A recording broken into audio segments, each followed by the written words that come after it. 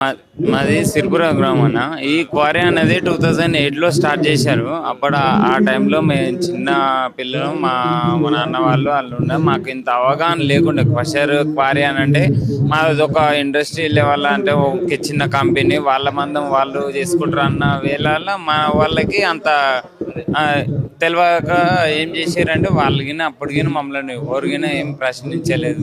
మేము పెట్టుకుంటాం, ఇది చేస్తాం, అది చేస్తాం అని అడిగిన వాళ్ళు ఏం చేశారంటే ఊళ్ళో కొంత పెద్ద మనుషులు ఇట్లా రాజకీయ పరంగా ఎవరన్నా ఉంటారు కదా, వాళ్ళని పట్టుకొని వీళ్ళు ఏముంది, వీళ్ళు ఇక్కడ చుట్టుపక్కల ఉన్న వాళ్ళు అంతా వీళ్ళు గొర్రెలు బర్రెలు కాసుకుంటారు, వీళ్ళ వ్యవసాయ పని వీళ్ళే చూసుకుంటారు, వీళ్ళకి ఇంత బయట అవతల సైడ్ కిన అంత వీళ్ళకు నాలెడ్జ్ లేదు, వీళ్ళని ఏదో మళ్ళా గట్టిగా మా అంటే బెదిరిస్తే వాళ్ళు ఉల్టాగానే ఏమన్నా మాట్లాడితే పదో పతుకో ఇచ్చి నోరు మూయించొచ్చులే అన్న ఉద్దేశంతో ఎవ్వరి పర్మిషన్స్ లేకుండా ఇట్లాంటివి లేకుండా వాళ్ళు మంచిగా లీడర్లని ఎమ్మడి పెట్టుకొని ఈ అంత మూర్ఖంగా అంటే అంత మూర్ఖంగా వాళ్ళ పని వాళ్ళు చేసుకుంటూ వెళ్తున్నారు.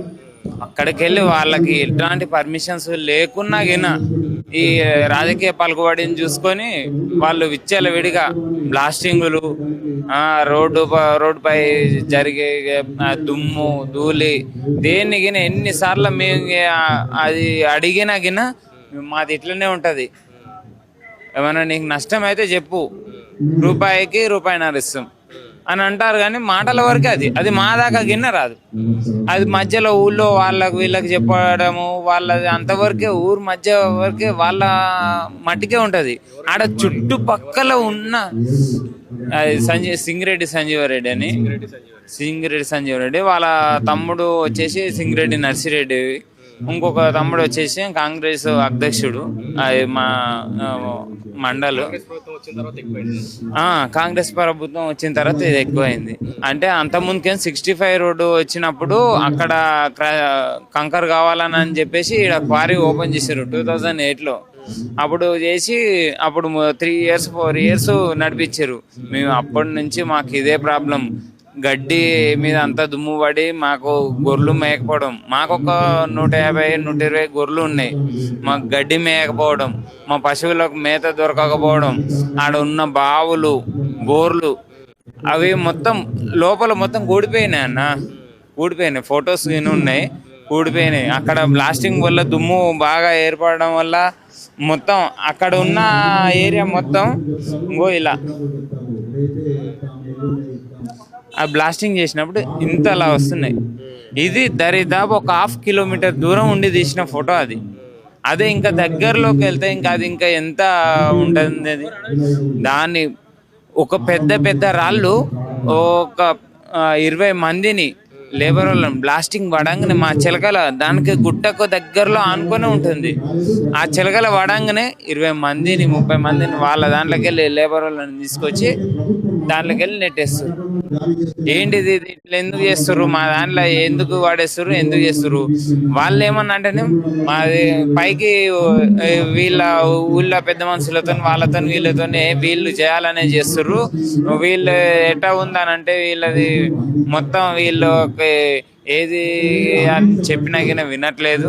మేము అది చేసుకునేదే మా పని ఏదో మేము చేసుకుంటాం, మీద ఎంత చెప్పినా గిన వినం అన్నట్టుగా మూర్ఖంగా మా పలుకుబడి మాకుంది. మాకు ఎమ్మెల్యేలు తెలుసు, మాకు రాజగోపాల్ రెడ్డి మా రిలేషన్ అని, కోమటిరెడ్డి వెంకరెడ్డి మా రిలేషన్స్ అని, ఆ వేళ వాళ్ళు అవి చూసుకొని ఆ బిర్రు చూసుకొని ఆడ చాలా అంతే. ఎందుకంటే కండ్లకు గంతలు కట్టినట్టుగా నడుస్తుంది అక్కడ వ్యవహారాలు మొత్తం. అక్కడ వచ్చేసి మా గొర్రెలకు కానీ పశువులకు కానీ ఎట్లాంటివి లేవు. మా పంటలు మేము ప్రతి సంవత్సరం వల్ల ఏదైనా పంట వేసుకుంటేనే మాకు ఇంకొక సెకండ్ ఆప్షన్ అన్నది లేదు. దాంట్లో భూమిలో వ్యవసాయం చేసుకొని బతికే వాళ్ళమే. అక్కడ చుట్టుపక్కల ఉన్న వాళ్ళ అందరం అక్కడ పొరంబొక్కులు భూములు గిన లేవు. కానీ వాళ్ళు ఏ విషయాన్ని చూసుకొని ఎంత బలంగా చూసుకొని వీళ్ళు చేస్తున్నారు అన్నది తెలియదు. ఇప్పుడు భువనగిరి టు ఇది చిట్యాలకు డబల్ రోడ్ పడుతుందని, దానికి ఇప్పుడు రైల్వే ట్రాక్ గిన పడుతుందని చెప్పేసి మన RRR కన్స్ట్రక్షన్ గిన వచ్చింది. వచ్చిందిగా.